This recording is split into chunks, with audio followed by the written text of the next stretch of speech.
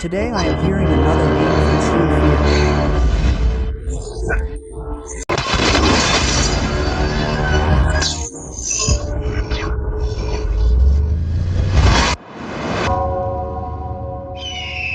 Welcome back. I welcome you all. I am Russell. I hope you are all well and in the good team. I am also well. And I am in the good team. We will start. Russell, bye. My grandfather's house is next to my house. I have been watching since childhood. One of my grandfather's sons, my uncle, is a strange kind of madman. Who does he talk to alone? He sometimes wakes up in the room where he lives, crying and screaming late at night. He says, "I made a mistake. Forgive me. Don't kill me." Quote, I have told my parents many times why uncle is doing this. They don't want to tell me anything about it. One day, I was leaving the house in the late afternoon. Just then, I saw my grandmother, my grandfather's brother's wife, my crazy uncle's mother, and two women from the neighboring house, sitting together and talking. Just then, I heard what grandmother was saying about my uncle and I went closer to grandmother. Grandma started telling the story behind uncle's madness. Grandma started telling about an incident that happened about 25 years ago. My uncle was about 20 or 21 at that time. There was a big pond next to our house. My grandfather installed a shallow motor there to water the paddy fields. He used the shallow motor to water his own land and other people's land. Because they gave water to other people's land, they used to give my grandfather some paddy after harvesting the paddy. My grandfather and uncle also used the shallow motor to water the fields. One year there was a severe drought. All the crops of the marriage died due to lack of water. At that time, the cropland had to be watered frequently. Even at night, water had to be given.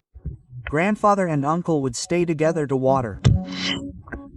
In the middle of the Beale next to our house, there was a big government pond. There were many big fish there.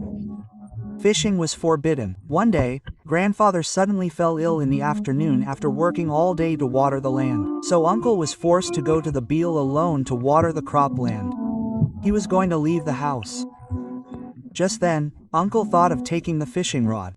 There were big fish in the pond. No one would see it in the darkness of the night. Fishing in the pond is forbidden during drought. During the rainy season, when the water of the Beale and the Djinn meet, the fish in the Djinn come out and spread into the Beale. Then, there was only an order to kill fish. So during the drought, the water of the Djinn would go down a little below the bank of the Djinn. And then some fish would swim along the banks of the pond and float in the water. People used to tell many stories about that pond.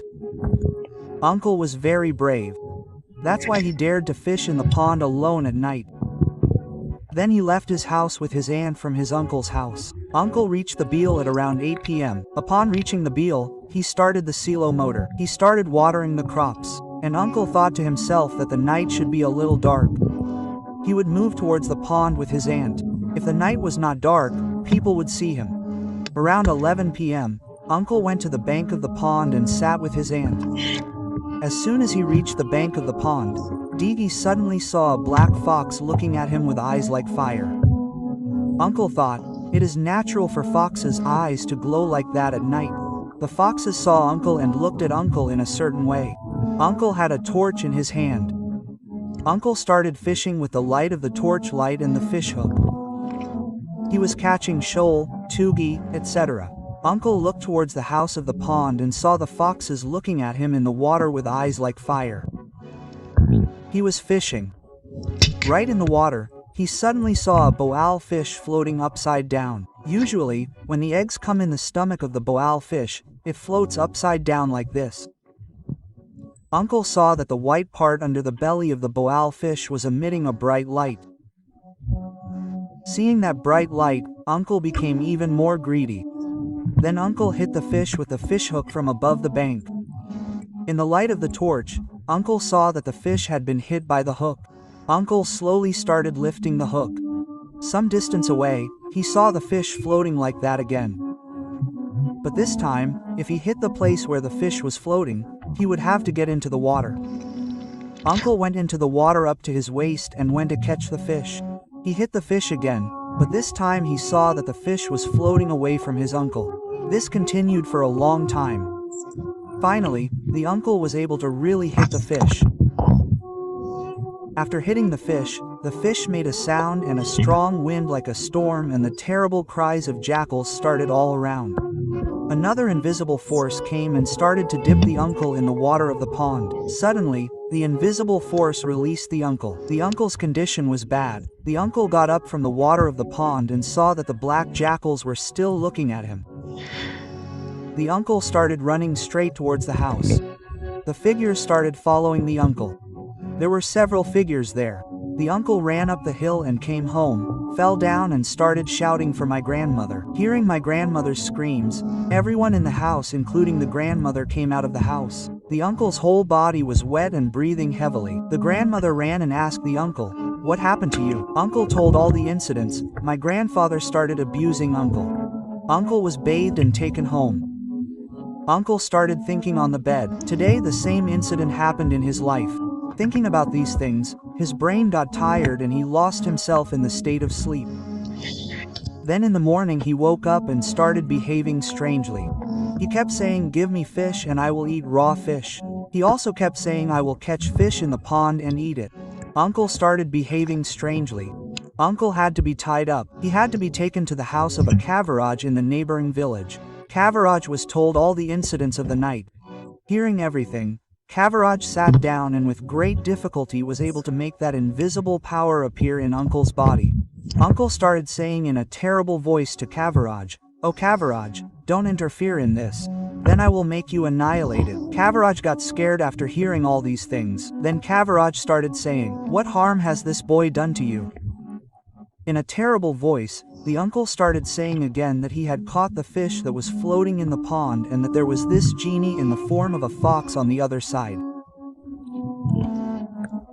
But with the data, he had hurt his fish, that is, he had hurt his child, and he would never forgive the crime.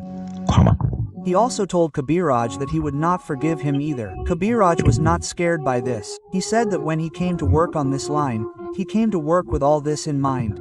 Kaviraj closed the uncle's body with a blow. He also closed the house. He gave the 3 amulets to his grandfather and said, "Put the 3 amulets around your neck. If anything happens, call me." Quote. Saying this, Kaviraj went home, but the fear in the uncle's mind had not gone away. The uncle sat alone here and there on the bank of such and such a pond, under such and such a tree, thinking about what to do. Later that night, everyone fell asleep in their own way. Suddenly, the uncle started shouting and saying, "Forgive me. Don't kill me." Quote. I made a mistake, and along with that, some terrible sounds were heard from the room where my uncle lived. It seemed that there were 5 more people inside the room. My grandmother, grandfather, and other family members broke the door of my uncle's room and entered. When they entered, they saw big fingernail scratches all over my uncle's body. Then Kaviraj was called again. Kaviraj came from the neighboring village at night. Kaviraj came and heard everything and again sat down and made that invisible power appear in my uncle's body. But Kaviraj could not do anything despite his many efforts. There was another Kaviraj master's house in our neighboring village. Then Kaviraj said, "I cannot do this work." I called the master. That night, Khwaj Kaviraj was called. Khwaj Kaviraj came. As soon as he arrived, he sat down on the seat and started talking to those invisible powers. Khwaj Kaviraj was so scared that even though his disciple was young, Kaviraj kept abusing him.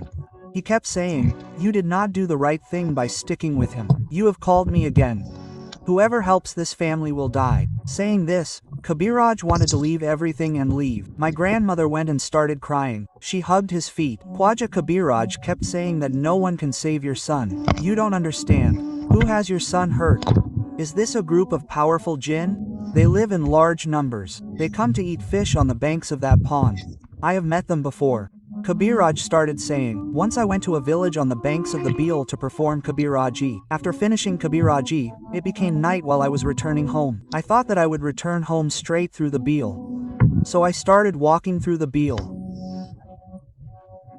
To go home, I had to pass by that pond, and when I was passing by the bank of the pond, I saw a group of black jackals with saliva dripping from their mouths and their eyes staring at me through the water.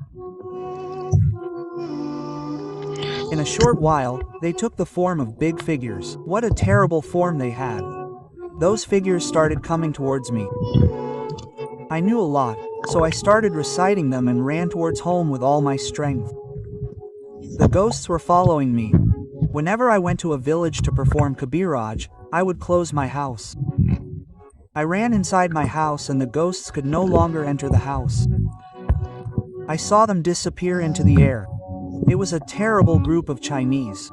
Saying this, Kaviraj said to his grandmother, "Let me go. I cannot. Why, even if my master's master comes, he cannot." Quote, Kaviraj kept saying to them, "Let us see what can be done." Then Kaviraj sat on the seat. He brought the Djinns back.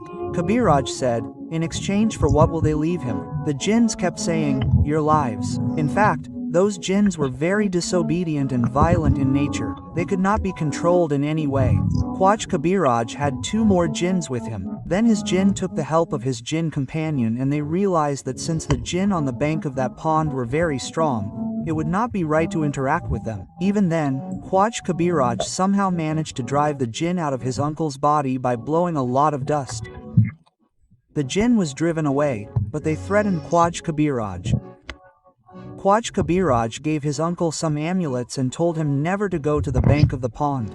And after 2 months, he would leave the house. Kaviraj locked the house. Saying this, he brought the gift and left. After that, things were going well. But one night, Kaviraj went to the toilet. Usually, the toilets in the village were a little far away. Kaviraj got up at night and went there and saw a strange thing. The bamboo bush next to the house was lying on the ground.